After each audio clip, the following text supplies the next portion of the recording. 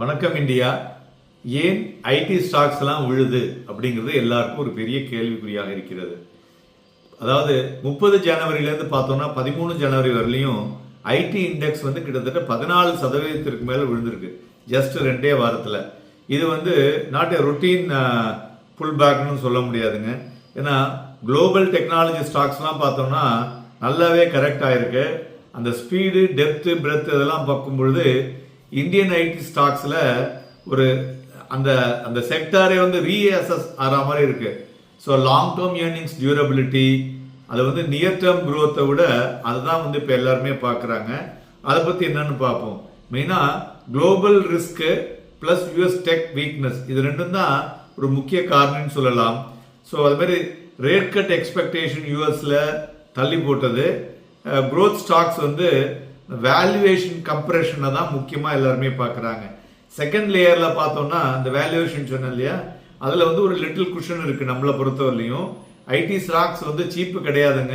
So இந்த muted growth இருக்கிறதுலையும் IT companies வந்து கிட்டத்தட்ட 25 to 28 டைம்ஸ் அதனுடைய ஏர்னிங்ஸில் ரெவன்யூ க்ரோத் கைடன்ஸில் ட்ரேட் ஆகிட்டு இருக்கிறதுனால ஒரு லாங்கர் இன்ட்ரெஸ்டில் உலகம் பூராவும் வைத்து பார்க்கும் பொழுது இவ்வளோ ப்ரீமியம் கொடுக்கணுமா அப்படிங்கிறதுல தான் அந்த ப்ரெஷரே அப்சர்வ் ஆச்சு.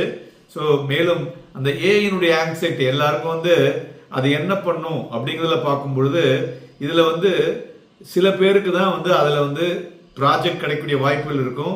அதேமாரி டேர்ன் அரவுண்ட் டைமும் ஒரு கம்ப்ரஸ் ஆக வாய்ப்புகள் இருக்கு. கிளைண்ட்ஸ் வந்து அவங்களுக்கு உள்ளுக்குள்ளேயே நிறைய வேலைகள் கிடைக்குமா அப்படிங்கிறதுலையும் அந்த ப்ரெஷர் வந்து இருக்கக்கூடும் என்று எதிர்பார்க்கப்படுகிறது. மெயினாக ஏஐனால பார்த்தீங்கன்னாக்க மேன் பவர் இன்டென்சிட்டி வந்து ஒரு சர்டைன் கோடிங் அண்ட் மெயின்டெனன்ஸ்ல தான் வந்து டாஸ்க் இருக்குமே தவிர ரொட்டீனாகவும் ரிப்பீட்டபிள் ஆர்டர் ஒர்க் ஃபோர்ஸ் இருக்கு இல்லையா, அதில் வந்து ப்ரைசிங் ப்ரெஷர் வரக்கூடும். அதே மாதிரி ப்ரொடக்டிவிட்டி கெயின் பார்த்தீங்கன்னாக்க இது வந்து கிளைண்ட்ஸுக்கு பெனிஃபிட்டாக இருக்கக்கூடும், வெண்டாருக்கு இல்லை. அதே மாதிரி ஏஐ வந்து கம்ப்ளீட்டாக ரீப்ளேஸ் பண்ண முடியாது லார்ஜ் ஐடி வெண்டர்ஸ்னுடைய ஓவர் நைட்டில். அதே மாதிரி என்டர்பிரைஸ் கிளைண்ட் இருக்காங்கல்ல, ஸோ அவங்களுடைய இன்டகிரேஷன் வந்து ரொம்ப முக்கியம். அண்ட் கவர்னன்ஸ் அண்ட் அக்கௌண்டபிலிட்டியை வந்து எதிர்பார்க்குறாங்க.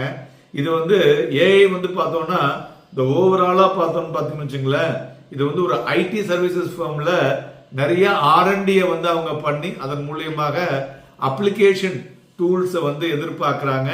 அது இந்தியா நிறைய பண்ணக்கூடும் என்ற எதிர்பார்ப்பு இருக்கு. ஸோ இந்த ஸ்ட்ரக்சரல் இஷ்யூவில் ஜிசிசி தான் வந்து ஒரு கீ ஏரியா. இந்த ஹிடன் டேலண்ட்டை வந்து டைரக்டாக வெளில கொண்டு வருவதற்கு இந்தியா வந்து சில காலம் பிடிக்கும் என்று எதிர்பார்க்கலாம். நன்றி, வணக்கம்.